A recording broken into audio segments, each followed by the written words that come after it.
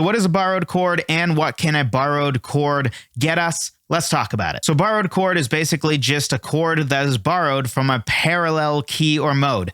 Note that it is borrowed from a parallel key or mode, not a relative key or mode. Basically, the difference is a relative key or relative mode is a mode or key that shares the same notes, and a parallel key or mode is a key or mode that shares the same tonic. So, for example, if we have C major, C minor would actually be a parallel key.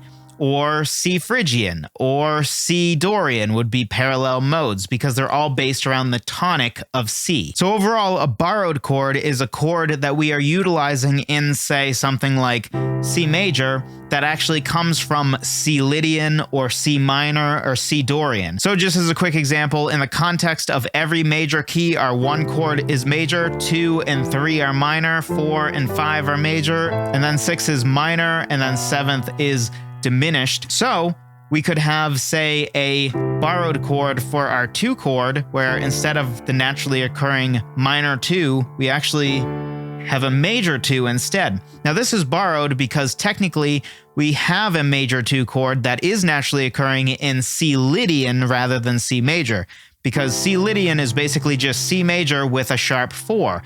So we have C, D, E, and instead of F natural, we would actually have F sharp.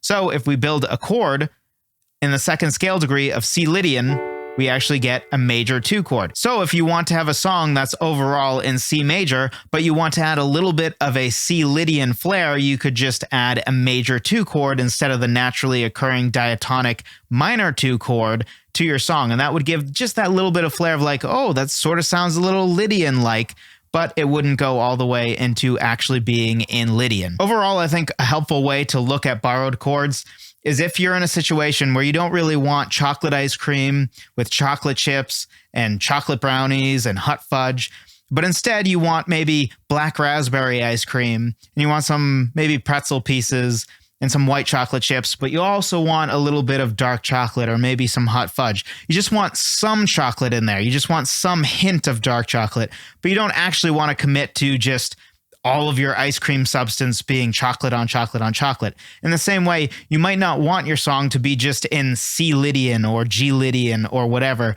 but you do want to give a little bit of flair of Lydian or a little bit of flair of Mixolydian or minor or Phrygian or Dorian or whatever other mode you might want. And overall, you might want to keep your song in something more typical like a major key or minor key, but once in a while you might want to borrow from a parallel mode or a parallel key to give it a little bit more of an exotic or different flavor and to have a little bit more variety than you would get with major or minor all the way through. So hopefully this was helpful to you. If it was, something else you'll likely find helpful is my free guide breaking down the 4 pillars of music theory that I think every songwriter really needs to know. First thing is intervals, because pretty much everything else that is important is built off of the concept of intervals. And then from there, keys, chords in context of keys, and then chord progressions in context of keys. The place to start is with this basic music theory. Be sure to check it out. Thank you so much for watching. I appreciate every single one of you. Talk to you in the next one.